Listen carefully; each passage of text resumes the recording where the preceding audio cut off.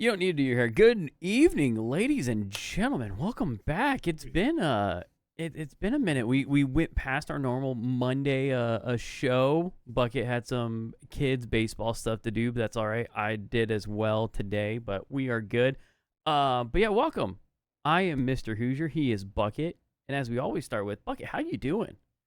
Oh, yeah, you're right. I'm exhausted. This weekend, don't forget Mother's Day was this weekend. Oh So yeah. everyone who has obviously mothers, but also wives or with children, it gets really difficult. We went to see my favorite band of all time on Mother's Day, Red Hot Chili Peppers here in Oh, very we were nice. at State Farm Stadium. Got her tickets months ago, like super close, right on the floor. It was Oh man. outstanding. She had the best time. Did Flea get Let her naked? let loose. He was basically naked the whole time. Okay, And that's what then I mean. Ketis took his shirt off. Everyone was up there. But you didn't Just see no dongs, right? not this time. No, it was pretty PG in that regard. Well, that's good. Because I mean I know from seeing things on the internet that Flea definitely sometimes the dong will fly. Yeah, So we don't want to see your search history though. That would scare some of the people. all you have to do is search Red Hot Chili Peppers, and literally what comes up is Flea's dong. So, but well, I'm glad you had a good weekend. I had a good weekend as well. It was fun, dude. Pitching for Coach Pitch is just it's a different level of trying to throw a baseball. And then also Friday, I one pitch a little bit on the inside on my own kid, and he swung at it and caught his thumb 100%. But he luckily he sucked it up and raised the bat back up and was ready to swing again. So that was the first kid I hit was my own, luckily.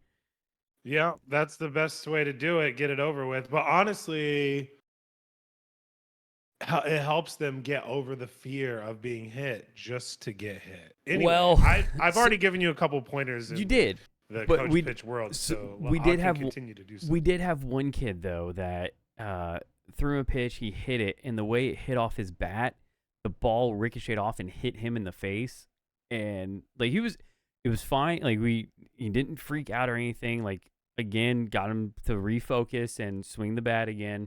But today in practice, he was definitely his swing, he was stepping out of the batter's box, so we had to like take a second and remind him like, hey, it's okay, it's not gonna hurt you, and he worked through that and got himself back to a better state. But I didn't even think about that. Like a kid gets hit with a ball and they're just like, nope, I'm done. I don't want to do this anymore.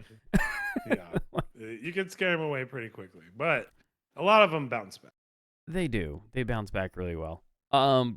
In Rocket League news, what happened this past weekend? Oh, it was the EU Spring Open, and I don't know if you watched a lot of it. I did catch a good bit, but Zen is him. He's the guy. He's the kid. He's the prodigy. He's scary.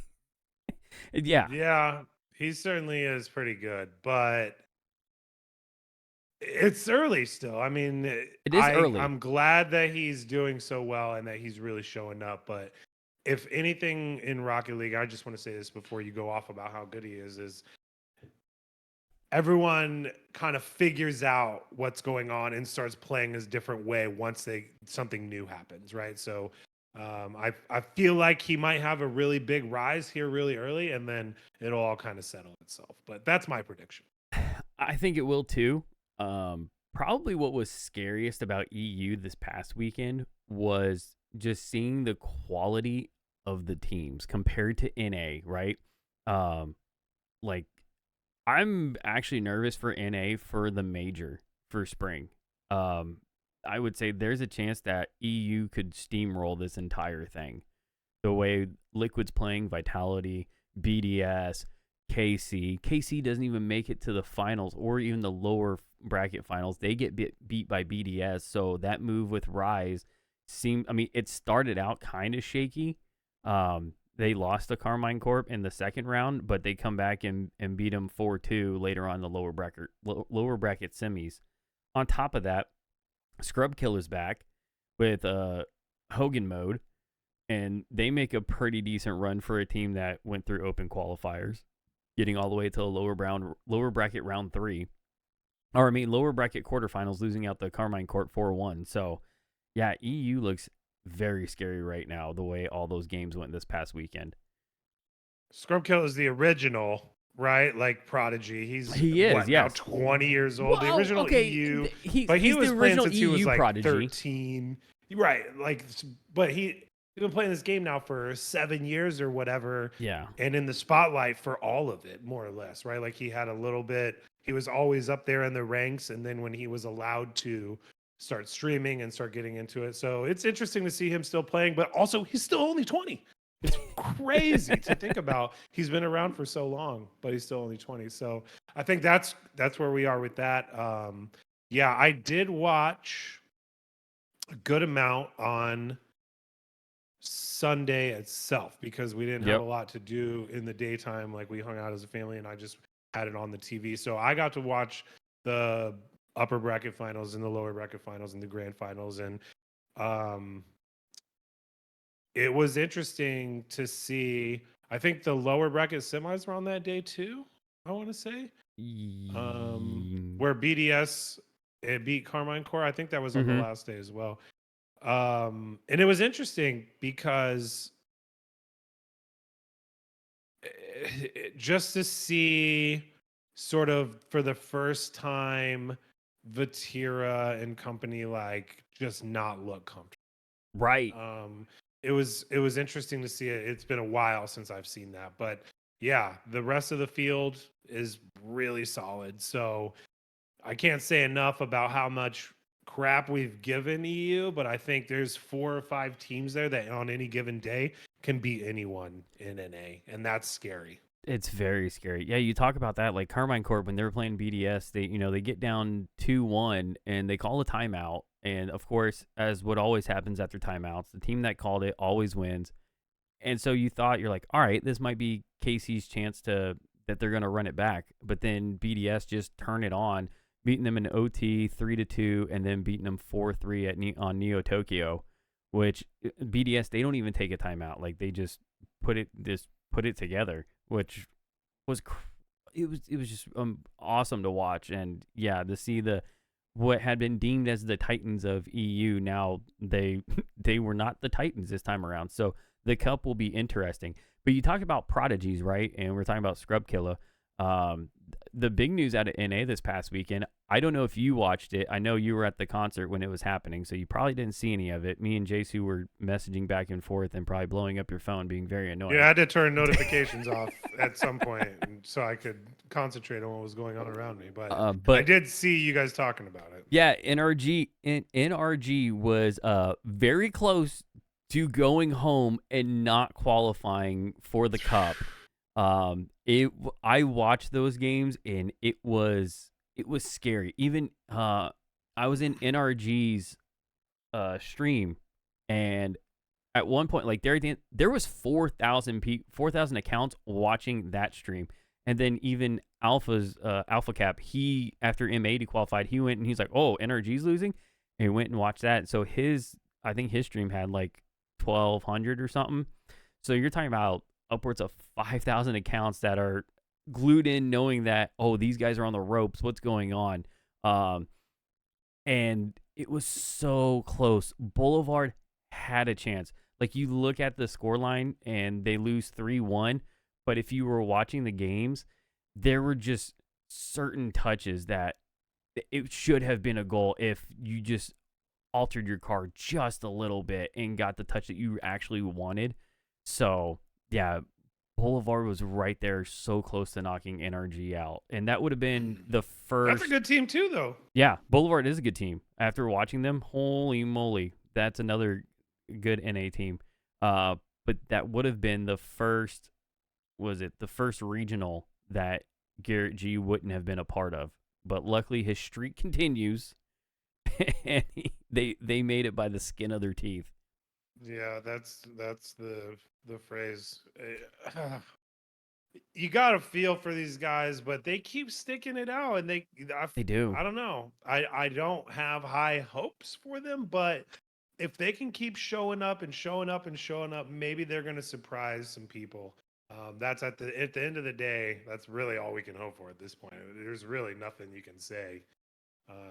We've given them time and time again to come back and make a push, and each time they fall flat. So to see them down and fighting for their life is honestly at this point pretty expensive. Yeah. God, I don't want to see it. Like, I just go on a high note and say, hey, the team, we're just gonna part ways and make something better. It's so easy to say, but just because you've been to the top of the mountain doesn't mean that you still don't love what you're doing. You're still not getting paid to do it. You're still not a professional at something because you're not at the top anymore. Like that's one of the problems with sports, I think, is once you're at the top, there's nowhere else to go upwards. You can only go down. And once you go down, people are like, oh, it's over for these guys. Well, you know what? They're still playing at the top Right. of the level of the professional leagues, right? Like they're still there. They're still in the conversation. Like, why not let them continue to play? I don't understand that mentality. I think it's from, again, there's other people that say just go out on top. But Yeah, why? but- Like, I want to keep doing what I love doing. okay, I'm not saying that they have to stop playing, but at some point, hey, this combination of people, we are not working well together. We are getting our butts kicked. Maybe they don't think they could do it with anybody else, or maybe they think this is, the ride they want to be on, right? Like, I don't know. I mean, they're the There's three a lot to best be friends said. that anybody could have at this point, so I'm fine with that. Oh my lord. Well, ladies and gentlemen, we do have a special guest tonight. He has been on the show. What? A guest? A special guest. We do have a special guest. He has been on the show before. We talked to him at length about coaching, and he seems to have some pretty big news to share. So without further ado, let's get to it. It's Coach Cole. Cole, how you doing, buddy? Why is that on the screen? Oh. Nice. You broke it? I think I broke it. That's funny. Where is that? I don't even know. You put it right over his face. Oh, that's the Discord thing. Yeah, that you I got. forgot that's still there. Hi, Cole. How you doing? There we You go. put it right on his forehead. I didn't even know it was on. Welcome. Oh man, Cole, That's man, why nice I to don't have you mess with back. those stuff. Nice to be back. I was listening to your guys' conversation. Mm-hmm. I don't know. Some questionable takes. Questionable takes. Who has the questionable take? I don't know, like NRG. I don't know. I feel like NRG would be better off like mentoring a new team. That's just my opinion. Like them breaking off and each mentoring like two other players coming up? Well, that's not what I meant, but that's interesting. Or do you mean like they need to just be put out to pasture and go to coaching? I mean, like I don't know. So the thing is, like a couple, I think Squishy could probably go to another team and do better than he is right now. I don't know that he will, but doesn't seem like I don't any know. of them will at this point. That's what I mean. Like like individually they could. I don't think they belong together as a team anymore. Do you think the meta's just changed too much that they don't mix? Like, are they not mechy enough? Is that what the terms are nowadays? I'm not really sure. I have to look at it and compare because like the problem is that like Sup, which is Ajax expert money, is doing better than Energy right now. Mm-hmm. That's a problem. That's not how it's supposed to. Like Sup is like, I mean, like I know it, or they're being looked at by like some big name orgs, but the thing is they're still not contracted with them though. That's the problem. So we have a random no name team be like placing better than a mainstream brand, which is problematic. But that's not how it's supposed to work. Who do you consider the no name team? Sup. Sup. Okay. Expert money. I mean, like people know their names, but like Sup, it's not an actual name, right? It's not an org. Yeah. So what was it in the Open? They made. Where did they finish in the Open? They got pretty far. They got to lower bracket round 3, and they lost to Furia. And Yeah, NRG was already out at that point, losing to Shopify. Yeah. Shopify definitely seems to have NRG's number. I mean, Shopify are good. I mean, like that team. Well, that team's newer. That's the thing. The thing is that Shopify has been together for like a year and a half. So Listen, that's the point I'm making though. Hmm. Like NRG has earned their stripes, right? Like in their organization, they have their contracts. They're not going to be bought out by their org.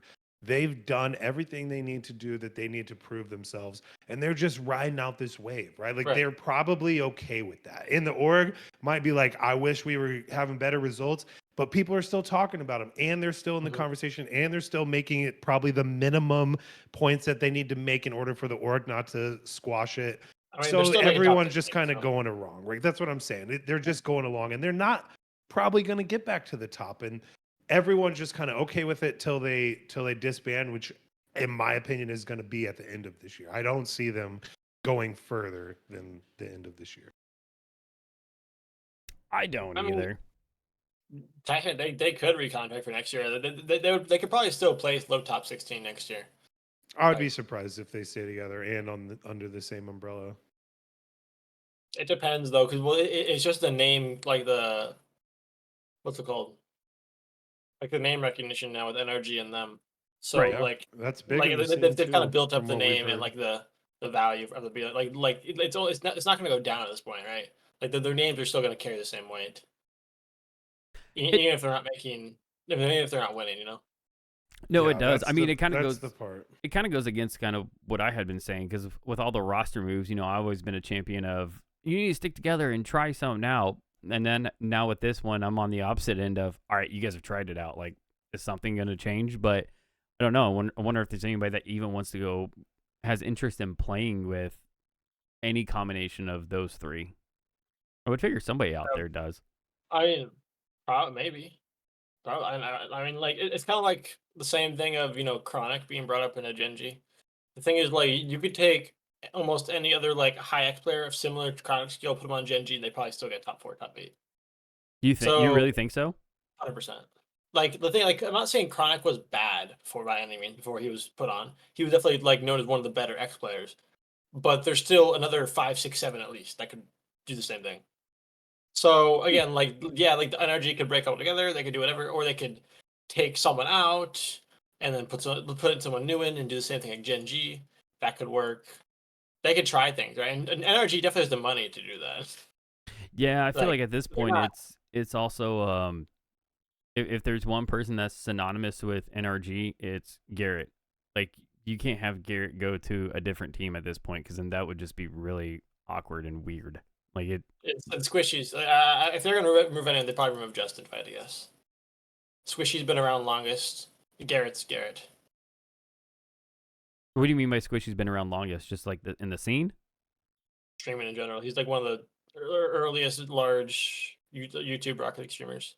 Okay, so you think he part of his pull is his content creation? Well, his content's way bigger than Justin's. It's been around for a lot longer. Right. Yeah. So Everybody flocks to that. and like I'm not saying Justin's bad by any means, but there's a lot of professional ball chasers out there.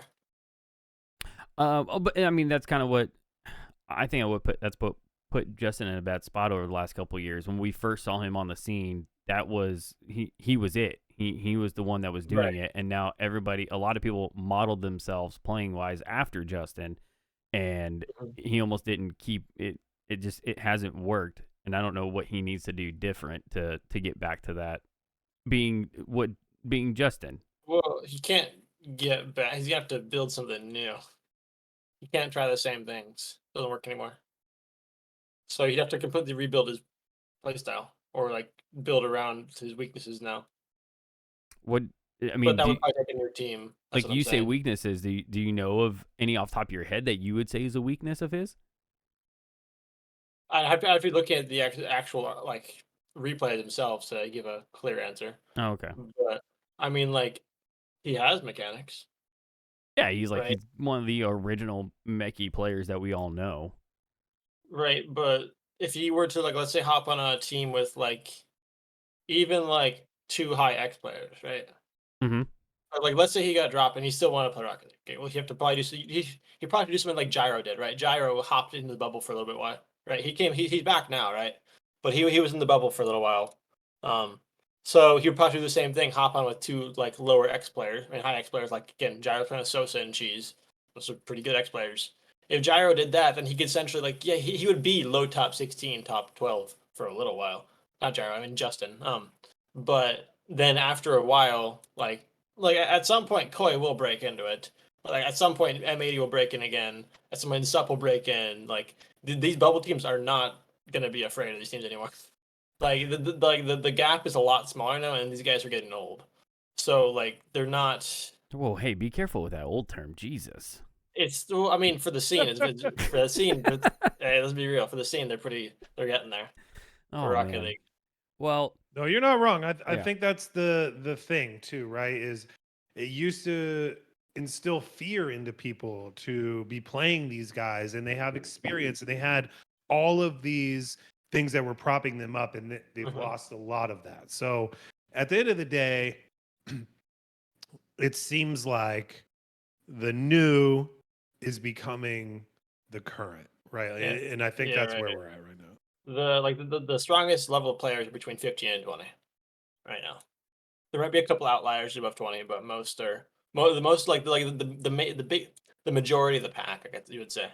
I don't know. Majority That of Totally. that 20. double touch that Garrett had out of the corner made me think that he did one for the old men there and said, "Shut up, I can still do it." Sure, they can still do it, but the consistency and the winning and there's so many Right. things that just lead you to believe Well, the times have like changed too much. and also like let's say Energy wanted to stay in. Okay, obviously like they could take one person out and then put like a new X player in, right? The problem is like at this point, Energy is spending probably so much money on them, so they might actually benefit from placing the exact same with a different roster. That's way cheaper because I promise, like let's see, like a team like let's say Sup, right? A team who made losers bracket round 3 in the open in the spring open main event, right? Mm-hmm. Okay, they're probably worth around $4 a player. Okay, NRG is some I don't know what they're getting paid. Okay, I don't know what it is, but it's something that's ridiculous. Okay, I mean like I could guess, but I'm not gonna guess because it's probably higher. But like they're getting paid something absurd. So NRG might actually benefit from just resetting. Honestly, Yeah, you might be right. reset, do it again. And I have a heart in like I'm even I don't think they will. I'm Though. I even think they're convincing myself here, like reworking my thoughts on it, because as you're laying those things out, all I can think back to is at Worlds and their line just to meet them was the longest thing I'd ever seen at an event. Like they But that have was their fan base is ridiculous. I still 8 think their months. fan base would be that. right, but it's not necessarily gonna. Yes, that's what I mean. It's not gonna necessarily like be completely dropped because the players leave, right? And like, let's say they were worried about that, then they could just keep a player or two. There you go. Name recognition secure, right? And maybe that's what But they like, end up doing. But that's what I mean. They could do like they could pick up like for example Cheese Sosa, put him on a team with Justin or like any 3 of those players. Garrett, like they would probably make top 16. damn, At least they should. makes sense. All right, so let's talk about you. What have you had going Yeah. on recently? Well, I have. Well, let's start with Because last time we talked, I think you even bounced around a couple of times since then. yeah, I've been around. So wait, when was the last time we talked? Just be clear. It was like September. September Mhm. last year. It Yeah. was legitimately shit. right after you were on the RollDizz. Yeah, that whole yeah, fiasco. right. Okay, okay. Holy shit, that's a long time ago. Okay. Yeah. Okay. So after that, so November, I hopped on just to get a break from NA, get away from the flame, all that shit. I went and coached a SAM team. Okay. It was only for like a month. It wasn't a super long thing. They weren't. I don't know. They were like a low like a top 16, top 5 team. They had like a top 16 player, a top 8 player, and a top 5 player. It was weird. We didn't get that into scrims. It was interesting. I didn't really enjoy it because they were speaking Portuguese. So Yeah, that had to essentially, be tough. it wasn't actually that bad. I think so. So the team I had coached prior, which was Snow Tokyo Rected, is a French Canadian team. So I was already used to coaching people that understand the language. So it wasn't that bad. It was just it gets annoying. because there is a language barrier on some level, and it makes it hard to explain like complicated concepts, and that's just like what my coaching is. It's just like a big mishmash. Um, and then I was coaching this like University of Buffalo for a little while. I'm still gonna be coaching them in like 3-4 months. There's like public schools contracting is really hard. It's a super long process. I was coaching like a youth team for a little while, A for a few youth months. team. Yeah, Where yeah. where's their youth Rocket League being played? XP League. XP League. Yeah, XP Special League. Yeah, XP League. It was pretty big. I like it paid pretty decent for what I did. Um, I know the kids were paying a lot of money. I was friends with the guy I worked with, my boss pretty much. And then I was coaching WCB for a little while. Which Oh, was wow. something. Okay. I didn't really enjoy it, but Well, let's not skip over that. I want to hear more about that. Well, all right, keep going with your timeline. Also, before we'll go I know, I need to write some of this stuff down. Mhm. I don't have my pen and paper. I'm all flustered today. There was in our last conversation, you were against like one-off coaching / like Medify, and then a month later you were like, "Hey, okay. I'm glad we So talked about that." I also did that, right. and it's been really cool. So I know you got into that stuff too. So yeah, for a while I was sitting like front page in Rocket League on Medify. I did really good on Medify like this past year.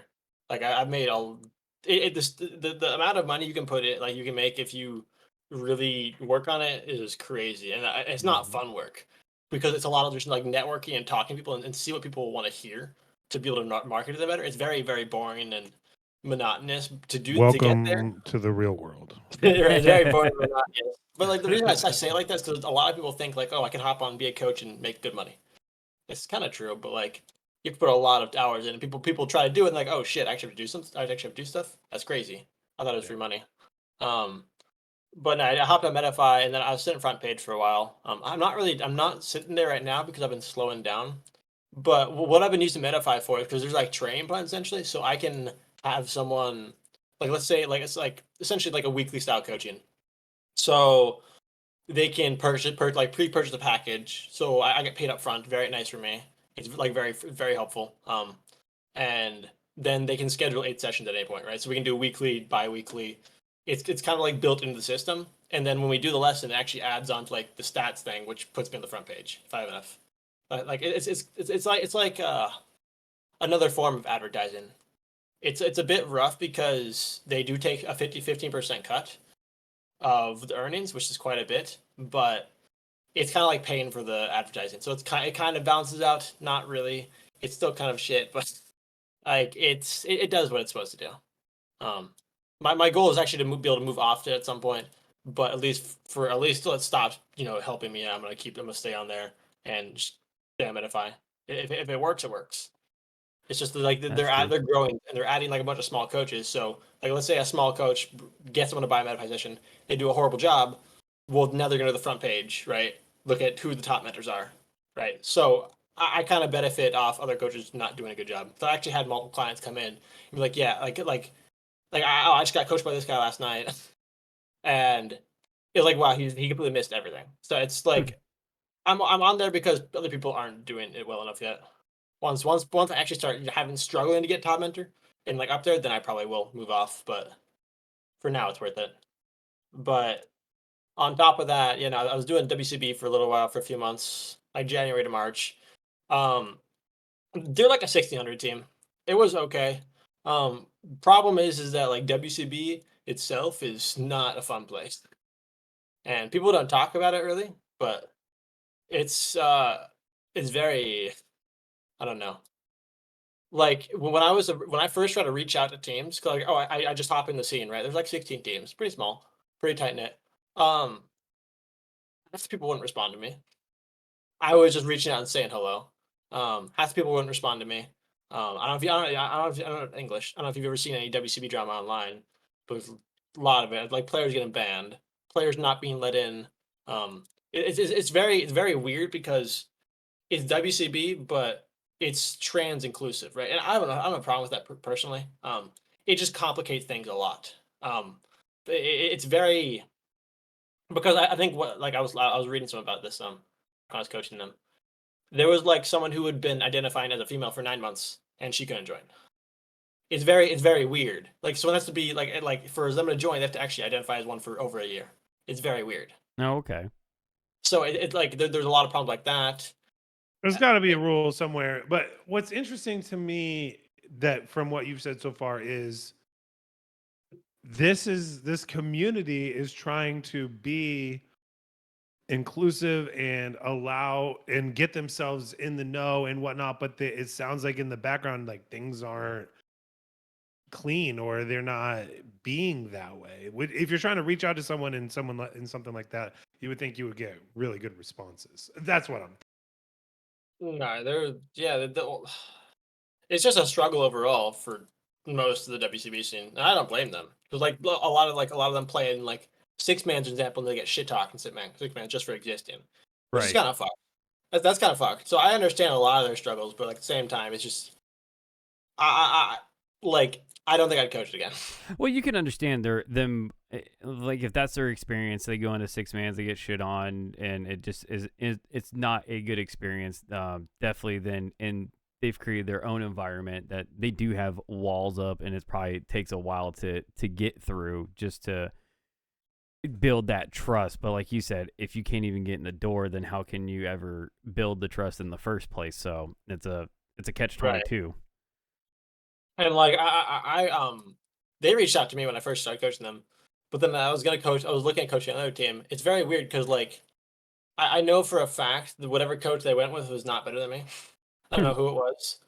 It's very weird because like it's just very ego. Like when I thought like the normal rocket scene had an ego, it's just like essentially it's like there's 1,600 ranked players, so like GC2s Mhm. with the egos of rank X player. It doesn't make sense. So, like, essentially, it would be like a rank X player talking to you, but they're not actually anywhere close to that level. Hmm. So them thinking they know everything, it's like impossible to coach. It's very, I don't know how to explain it. But it's very different than coaching like my RLCS team because they actually know what they're talking about, right? The problem is that when I talked to when I worked with them, they pretended that they knew what I was talking about. They didn't ask me to explain better. They didn't ask questions. They just like they expected me to say it once and then to just know it, right? But actually understand the prerequisites, right? There was no give and take. Like, hey, No. I don't understand. Can you explain that in a different way?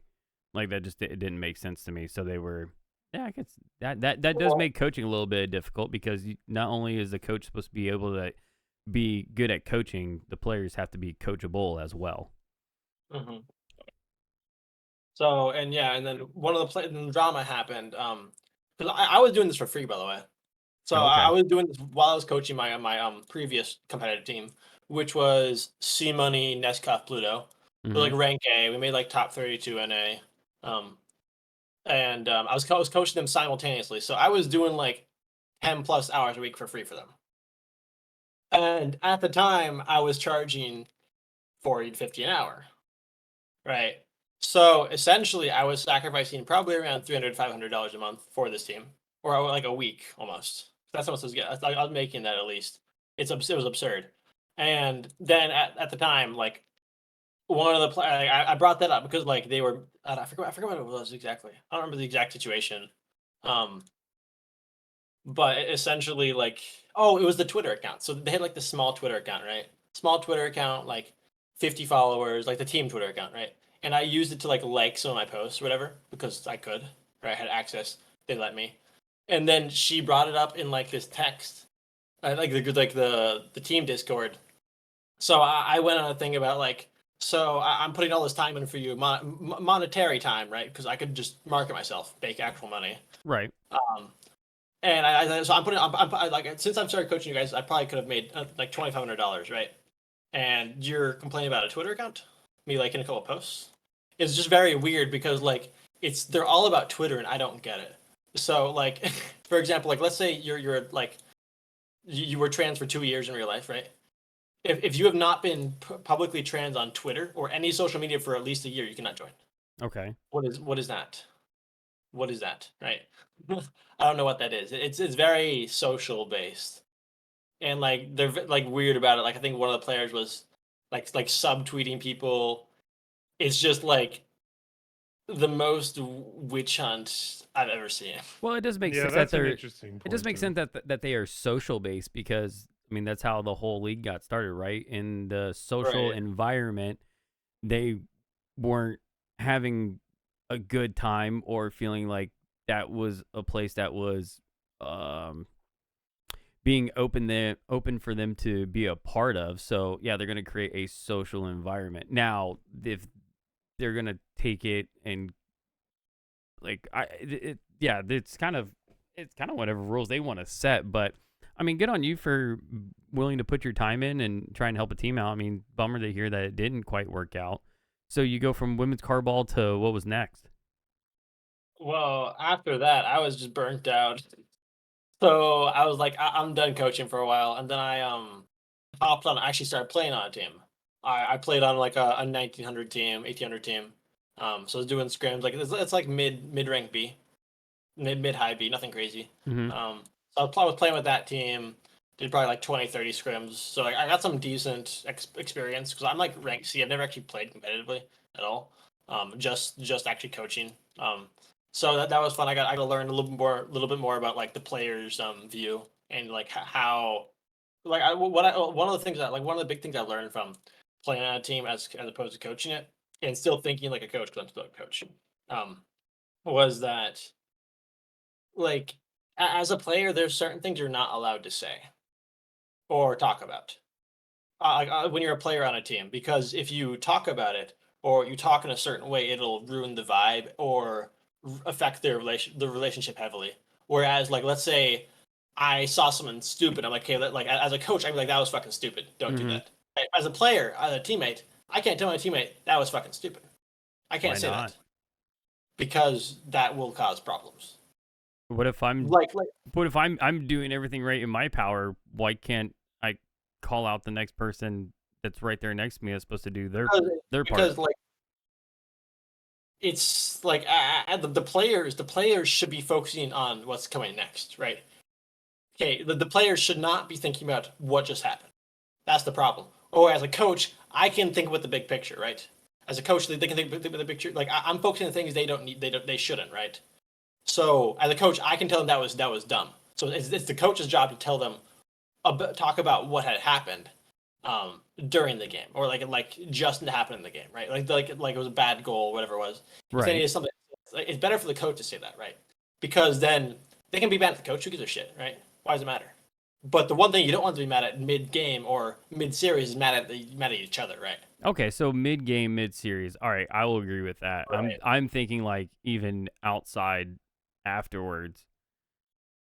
Right, and like there should be an open line at some point, like to some extent outside, but even Mm-hmm. still, it does carry back inside as well. That's why it is a little like a little bit of gray area. That's why you don't see players being coaches, like players coaching their team as a player. It doesn't work. Well, The- the- yeah, Right. I can see that, but at some point, don't you wouldn't you want your players being honest with each other and making sure they're holding each other accountable? Right, but you want them to do it in a more constructive way, and the coach to lean more like on like not. I don't think emotional is the right word, but it's like being like the one to keep you accountable, right? The coach keeps you accountable, right? Like that makes sense. No, I agree with what you're saying, Cole. As a player, coach in other traditional type of sports as well, that's the dynamic you want. You want the coach to say the things that maybe need to go unsaid by the teammates because you guys are on the same level. You're trying to do the same job, and Mm. people are going to mess up. People are going to be doing the wrong thing. But that's why some teams also have a captain, right? Hockey teams have it, the Yankees have it. And that captain tries to keep everyone accountable for themselves and is sort of like in that player coach role. In this scenario where there's three, maybe a fourth as a sub, the coach is the one who needs to be in that involved in that. That's I agree with you 100%. So Do you okay, so Bucket, find so hang on. So are you saying that in Rocket League the dynamic is too small of players to be able to? Because that's what I was leaning towards. Is that Right. there at some point is going to be somebody that is kind of more in that captain role. Like this person is our leader. if you have that, then that's fine. But for the most part, these teams are not built that way. If you're gonna have one guy who is the most, and maybe there's like that on teams that might not have coaches yet, Well, right? see, most teams naturally have that. They have that person. That person's almost always just like that role is normally assumed on teams. That role is already there. Like Sure. the second the team meets, they already know. right. Like they can already tell based on who's talking. But the problem is when that player tries to pretend they're the coach or do the I will agree with right, that. There right, is because that line. There is that line where yes, you are not the coach. Like you give them as much leash as you can, but right. at some like it's you don't want to have to micromanage every little thing. No. That makes your life a living hell. But no, they don't get full reign. I agree with that. Right. So it's just like that's what I mean. Like it's kind of like trying to help players figure that out because like when one person's like too much. So for example, as a coach, I can talk too much, right? So a captain can also talk too much. If that makes sense. Like Fair. there are similar roles, so both of them have the same problems. Okay. So they both like so that's one of the things I learned is learning that okay, well they like so I'm learning a bit more about the coach role. If that makes sense. Help me learn a bit more. Um, because as a coach, you also need to make sure everyone is talking enough. Every single person, not just one person. Like the captain should be talking no matter what. Right. That's their job, right? I shouldn't have to tell them to do that. That's their job. But as a coach, like if you need, I need to find ways to get the other two into the conversation. If that makes sense. Yep. That I can agree with that. Right. So it's just learning how to. It was like learning how to manage that. Okay. And I struggle with that on the that WCB team because again, 1,600 players, rank X ego, complicated. No, and that seems to be the going theme right now with anybody that we've talked to, like talking to you, Wi-Fi, that there's a lot of egoing going on. Even Raw Greg talked about that. Like, yeah, there's a lot of egos down there in the rank X or just players that haven't necessarily made it past that threshold that we all deem as making it. Well, that's my question to you is do you find it difficult to sell yourself as a coach because you haven't played at that level?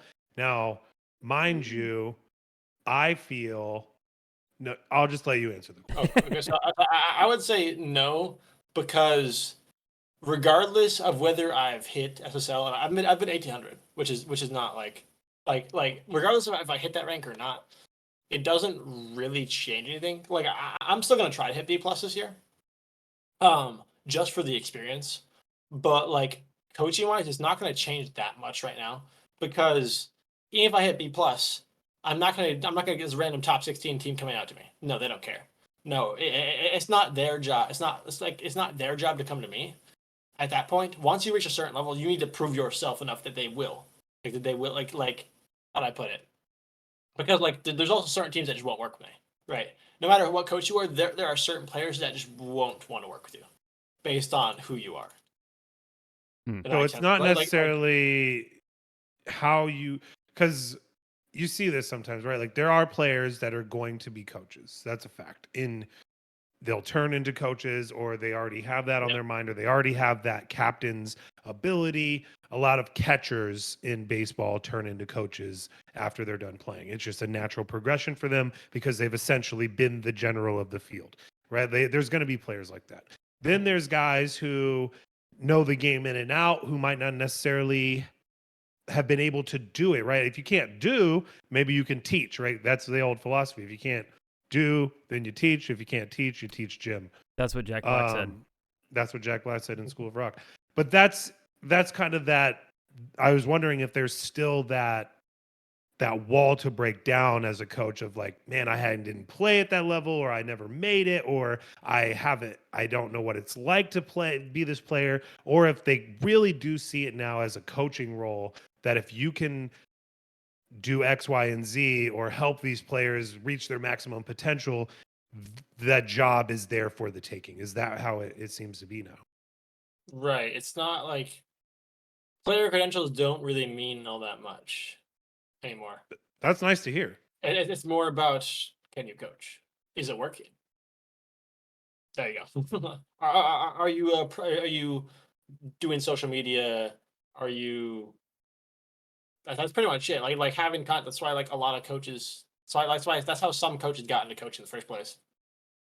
Like Knox's was a B+ish player, Mm-hmm. but like he was up there, but he started getting these, like, I think he's coaching Limitless, whichever thing it is.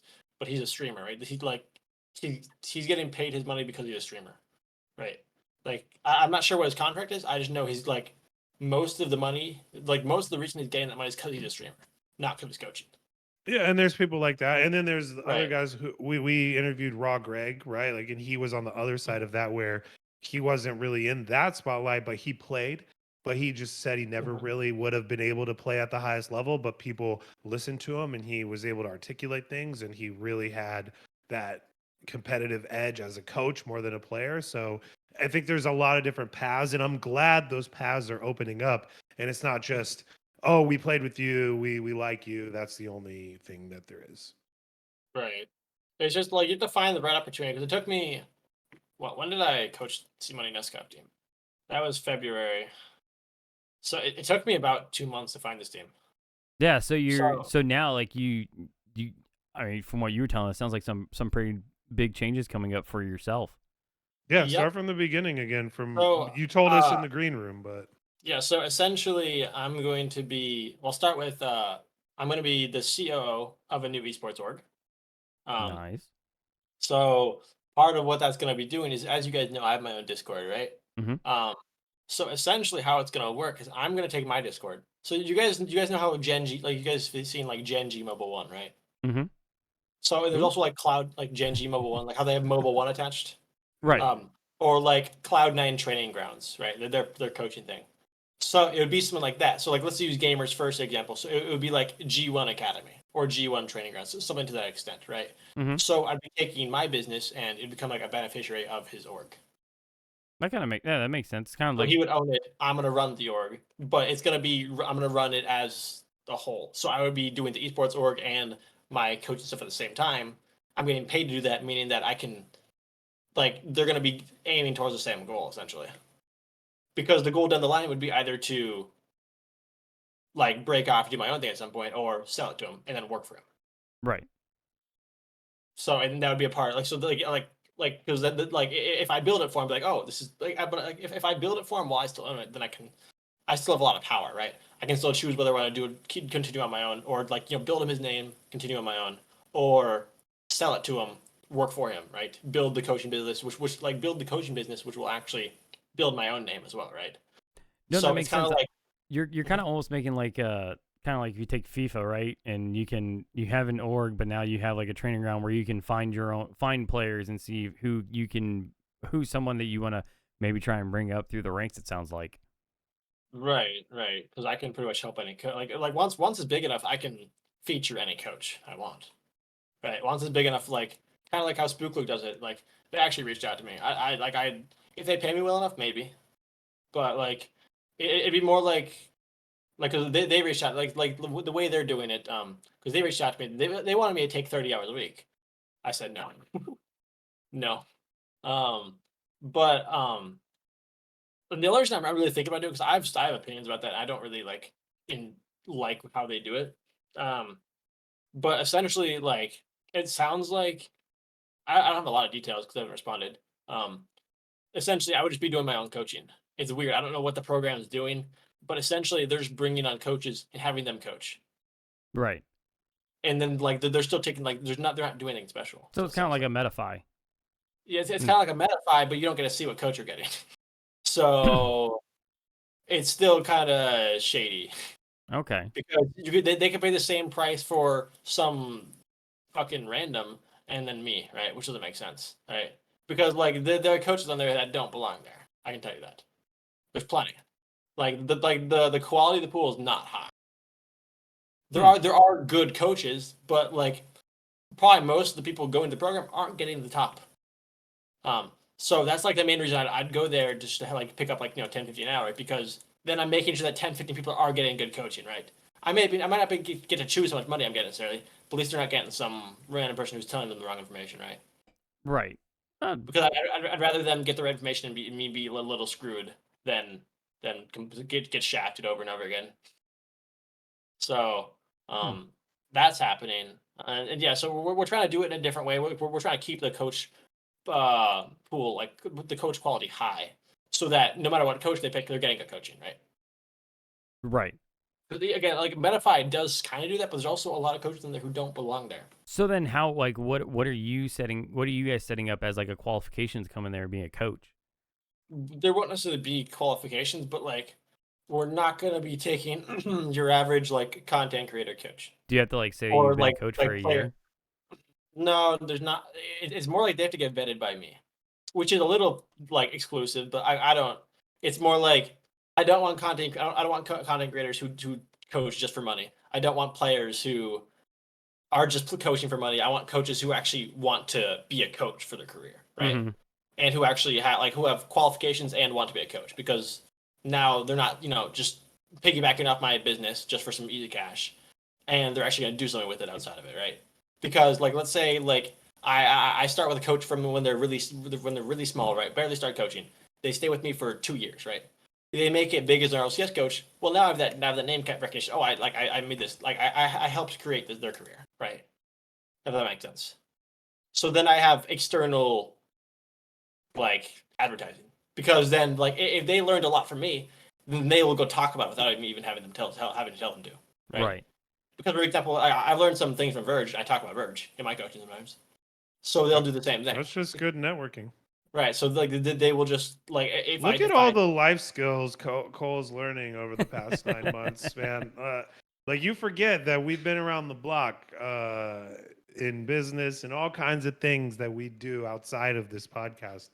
And to hear you like the wheels spinning and seeing you kind of coming into your own is really nice, because that was what I tried to drive home with you last time with the Medify thing. Was like, dude, just put yourself out there, man. Just try it. And then you were like, yeah, this worked. Now you took that and you snowballed it, and you're out there doing things. So it's really, really cool and exciting to just hear this from you.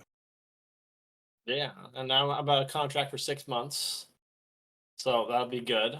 Like 30, 40 hours a week for the org, like 30 hours coaching. And the great thing about the contract I'm going to be signing is that it's like 14 hours a week of scrims, pretty much, or like I think it's like 10. So it's like 10 hours a week of scrims, 3 hours a week of replay review, of like team replay review, like after scrims, pretty much, and then like I think eight one-on-ones. But the great thing is I still have 8 more hours, and those 8 hours is just for watching games. So you know how like it essentially be like instead of watching RLCS, I'm just gonna watch 8 hours of film of my team. Yeah, because you guys are actually fielding a team. Right. So the thing is, like that's what I like. That's why I haven't watched much RLCS recently, because I'm not gonna like. Yes, it's great, right? I love watching RLCS. It's very entertaining. Even though it tilts me half the time, I don't like the plays they do. I think there's a lot of problems with what they're trying to do. It's just annoying to watch. How so? But like what's something that sticks out I don't to you? enjoy it. I have to watch it again, but I haven't watched it in like a month or two, because I'd rather watch like top 24. It's more entertaining, because like I feel like past top 12, it's pretty scripted. Like it may not like you can essentially guess what's going to happen based off the first game. I mean, there are some rare reverse sweeps, but show me like a recent reverse sweep. There's not that many. Like after the first game or two, you know who's winning, and I don't enjoy that.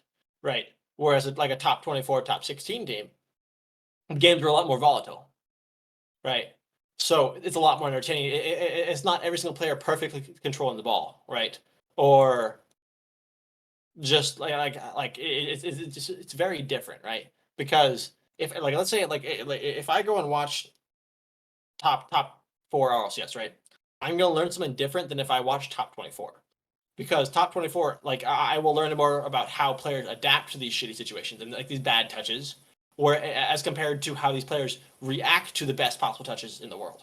Well, I mean, so you kind of like I got to stop you there because you talked about in the top 12. So that would be like NA Spring Open, right? You Right. said how many reverse sweeps have we seen? And that one, I got 2 in there. Right. Space There Station are reverse sweeps phase, and then Sup reverse sweeps G2. So right, but so I mean that the Sup one, like, but like, what's it called? Which one was it? The Space Station one. Like, the thing is, like, that team has potential to do that, right? It doesn't surprise me in the sense that that team can do that, right? Like, that's a possibility. Whereas, like, if you watch like two quote unquote random top 24 teams, you don't know what the fuck's happening because you've never seen those two teams play. well, yeah. Right. So it's like we've seen Space Station and FaZe play over and over and over again, right? That's why I want new players, because if there's new players, like, yeah, they're going to the same names, right? It's going to sound different when the casters talk about them, but like, it's going to be new, right? There's going to be new personalities, like new players, because each player plays differently, right? I mean, I don't disagree with you. Yeah, I'd love to see new people come up as well. Like that should always be the goal. But I think to say that in top 12 that it's not, that it's scripted, you can tell exactly what's going to happen. I don't think that's necessarily the case right now, especially in NA and especially in EU, as we saw this past weekend. The only thing that was for certain this past weekend for EU was, well, that wasn't even for sure. No one knew, was Zen going to be that player, and he turned out to, yeah, they are that player. Like they're performing very well. I would have to disagree with you there. I don't think it's as set in stone as we think. Not like the days of old where NRG was just rolling over everybody. Well, what I mean by that is, like, none of the teams in the top 8 surprise me. It doesn't surprise me. Like, those teams make sense because, like, you look at how they do at the major, or how close they got to getting to the major. It's just like the teams directly below that. Like, yeah, like, it's not super, I guess, like, scripted, but like, it's just like the series generally makes sense. Like, the wins and losses. Like how do I put it? Like NRG's losing to Shopify, that makes sense. G2 losing to, like, GT beating FaZe. FaZe has been washed. M80 losing to Sup. Sup has been smashing recently. Furia beating Dignitas makes sense. Shopify beating 0-1 also makes sense. G2 beating Koi makes sense. These wins, like, in top 8, top 16, they all make sense. Like, these wins makes, like, Complexity beating version 1 3-0, Optic beating Sup 3-0, Genji beating NRG 3-0 makes sense. Space Station, like, again, like, there are some, like that one's, I didn't know actually were swept. Like, there can be, like, surprising ones, right? But like, there's not as many as you think they would. Like, again, G2 losing to, like, Sup beating G2, again, that doesn't make sense. I don't know what's going on there. So like, it does happen, right? But like, I don't want to have to watch 8 hours of gameplay just to get 2 entertaining series. That makes sense. I mean, if that's how you feel about it, that it's not that entertaining right now, then yeah, I can understand that. I'm more like a Worlds kind of guy. Like, I like Worlds. Worlds gets me going because it's like, the quality is quality assured, right? Because it's top 8 in the world is different than top 8 NA. It's not the same thing, right? It's very, very different level of quality. Because top 8 NA, like, 3 of those teams aren't even going to the major and aren't even going to Worlds, right? Right. Whereas those 3 teams could be 3, like, top 3 EU teams, right? Now it's gonna be like G2 versus Carmine Corp, or like those series are interesting. I either watch the top, or watch where I can learn more from, right? Or like learn how to, like watching these teams isn't gonna teach me how to coach a top 24 team to be top 16. If that makes sense, it's not gonna necessarily help. Well, you watch it to learn things Right. about how to get your team prepared to play at that level, right? Like, that's why you're Right. watching it. The average, well, there's not really an average fan. The hardcore Rocket League or RLCS fan watches it to root for the players that they've seen come up, or people that they know, or whatever. And that's an ongoing problem, or something that needs to be solved, is how can we get more people and more eyes, and what's going to make Rocket League more entertaining for the masses. And we've talked about things like, you know, in other sports, there's storylines or rivalries, or they play each other X amount of times and they have to face each other in this type of division or regional in order to get there. And it seems like some of that stuff is missing just for the casual fan. But for you specifically, it sounds like Rocket League is more of a tool to sharpen your own sword to get you there anyway. So you have a different mentality when you're coming into it anyway. Right. I don't explain it. I just like when I like once it's your like you don't look at Rocket League the same anymore. This is your job. It's weird. I don't know how to explain it. Like once you're actually making enough money, it's just like the game never looks the same anymore. Because like even as a player, even if I'm like starting 1600, even though I know it's not that great of gameplay, I can't play it casually. I don't know what it is. Like at some point, like you do like at some point it loses the fun factor, and you get like the fun from improving. Does that make sense? Yeah, no, you're not Yeah. wrong. I get it. I can see So that. that's why I wouldn't find our top as much as enjoying unless it's like top 8 in the world. 'Cause that's different than top 8 NA.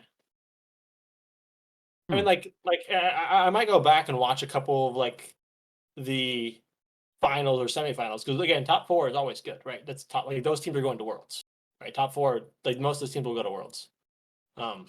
So like that will almost always be entertaining, but like it's just a lot of time where I could be doing other things to improve myself because like you know, it's more about like a lot of it getting better as a player and coach is just improving yourself as a human. What Right. I've learned. So like not watching that and just doing something else to improve myself is way more important. I don't know how to put it.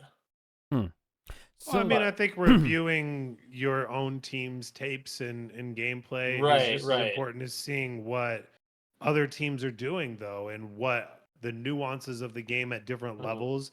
I mean, if you're coaching a team who's somewhere near the bubble and you're trying to get to the top 2, 5, 10 teams, like there's a long road there. And I feel like maybe you could learn something from watching all of that. Like there's something to learn from every, like you were Right. saying, the gameplay that you watch at one level is going to be a little bit different because this guy knows that these players have the ability to hit the shot anywhere they want, and they're probably going to go for this shot, which is the most difficult to save. So I'm just going to go for that save, knowing he's going to go for that. But at another level, they're just trying to hit the ball in the net no matter where it is, right? Like, so you have these different nuances of the game at different levels. Right. And it's just like what was I gonna say? I had something to say. Shit. I tend to do that. That happened. You're such an asshole, Bucket. I know. Don't tell me. Right. So again, so back to the same thing. What I was saying is like again, you like I could learn more myself, but like it's not gonna necessarily like make it easier to help them because like the way current best players, like current top 16, like what they need to improve is very different than what like my players need to improve, right? Because like if I watch so like a top 16 pros gameplay, I I don't generally look at what they're doing right because that's not what my job of a coach is. My job as a coach is to improve, right? So when I look at top 16, top 8, top 4 gameplay, I look at the things I can improve, not like how do I put it? Like not like what I could use for my team. If that makes sense. Because again, I'm trying to help players like it's not gonna make it easier for me to how do I put it? Like their path is just different than like these current pros. Like they have like they're very very unique. They may look somewhat similar, but like the things they have the specific things they have to focus on are very very different. Does that make sense? Like the players at Like, the level that you're coaching at. right, like as compared to like top 8, top 16. Like Okay. if I was coaching a top 16 team, I would tell them way different thing because they're already they already have great comms. Their vibes are always good. They're like there's very fundamental things they already have that a top 24 team does not, right?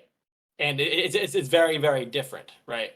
Like so like as a top 24 team, like gameplay is definitely important and like so like obviously like that's more like a strong long term thing. What you actually have to fix in the moment is like and learn how to like improve quicker because it's more important for long term is vibes, communication, like all of these fun things that aren't fundamental to top 6, like to top 24 teams. It's not as fundamental as you may think, which is why they're not getting paid, right? Or which is why most of them aren't getting paid, right? Because like if they were doing their job better, they would just be top 16. Makes sense. Yeah, and that's why they're looking for a coach. Right. So, and yeah, I don't know. Like some teams just don't pick the right ones, unfortunately. So this team that you guys have coming up, that at some point here in the next couple of days is going to get completely, will be fully announced. What can you tell us the region you guys are going to be competing in? Oh, and North America. You guys are going to be competing in NA? Yeah. Right. Well, we actually just did. So you actually know the team. Yeah. So Cam, Wellace, Omar. Oh, that team. All right. Yeah. So that's the team. Like so the org itself. Like, okay, so let's go. That's a big fucking spider. The org itself. There's a big spider on the curtain right there. Those things are helpful. So like the org itself won't be announced till like a week or two from now. Okay. Because we're working with like a couple of different marketing firms to get the branding out. Like we're like when we go public, we're gonna hope to be as professional in the branding and everything as say NRG, G2, G1. So because like branding is very important, so we're taking like 3-4 weeks to get that down before releasing. Now they're still gonna be they're still contracted to the LLC of what will become the org, if that makes sense. Mm-hmm. But we're not gonna like necessarily announce them right away. So we're securing the team, if that makes sense. Yep. So looking at so in open, you guys were what, one game off from actually qualifying for a closed qualifier? Oh no, we were in close qualifier. You guys were in closed qualifier. How close did you guys get? Well, we got let's see. Okay, so yeah, you ran into M80, Hey Bro, and you took down Soul, and then you ran into Team Axel. That doesn't sound right. Oh, that's not right. Hold on. I'm on the wrong Wikipedia.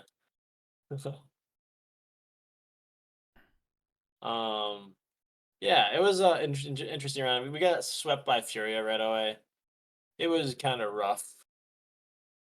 And then G League, yeah, it's just like I don't know. We kind of lost the same style twice in a row.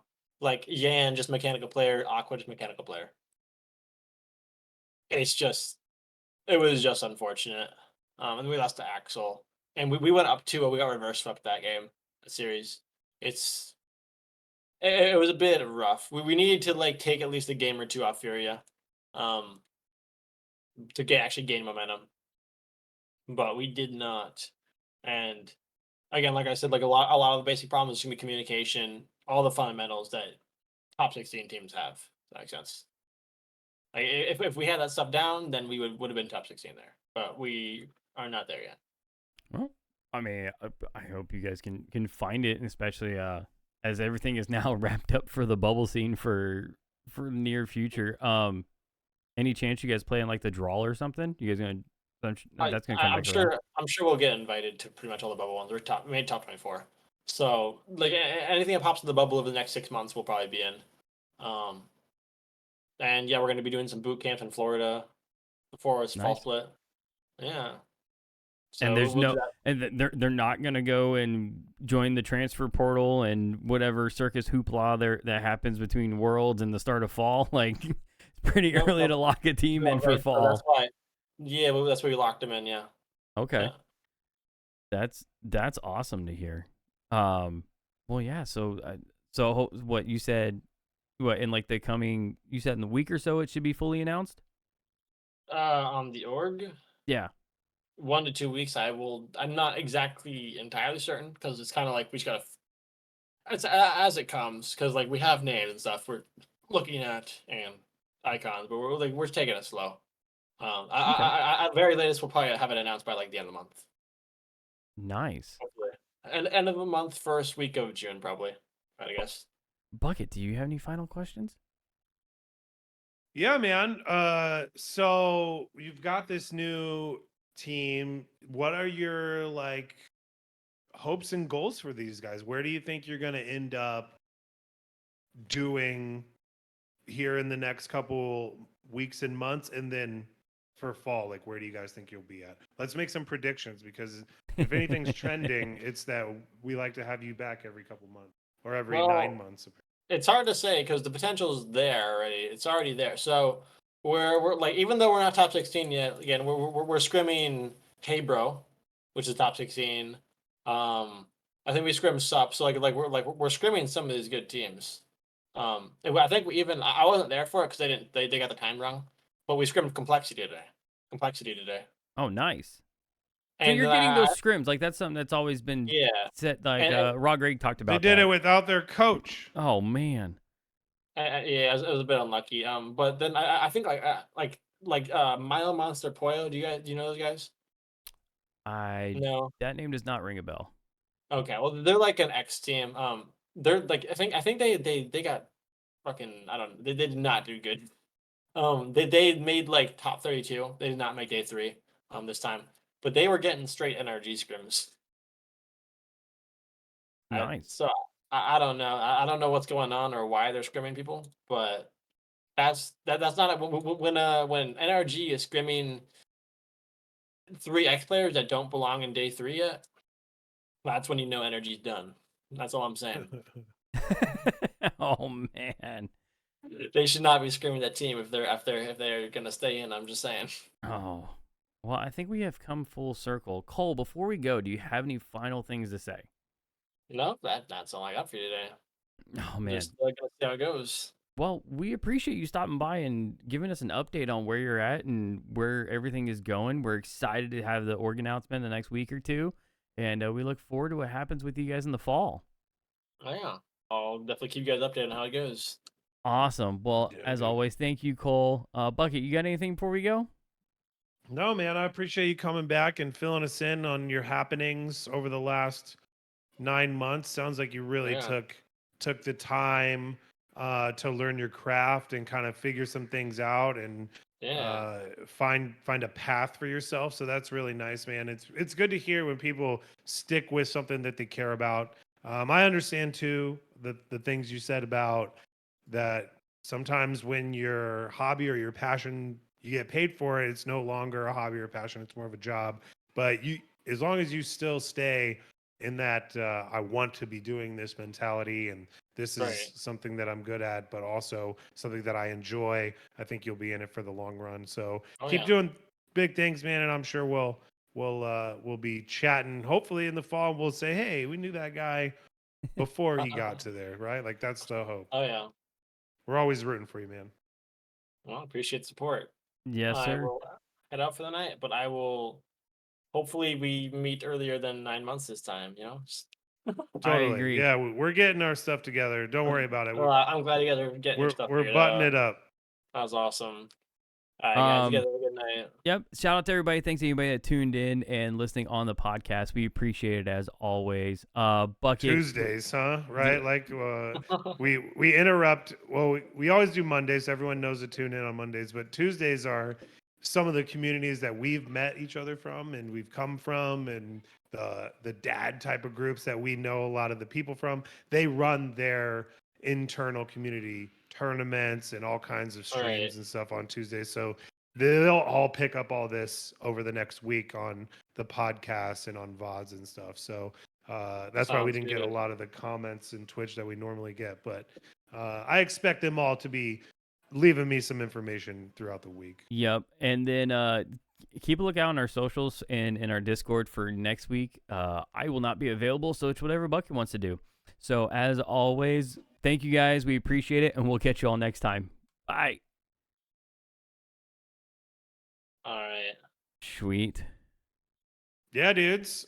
I do got to get going though.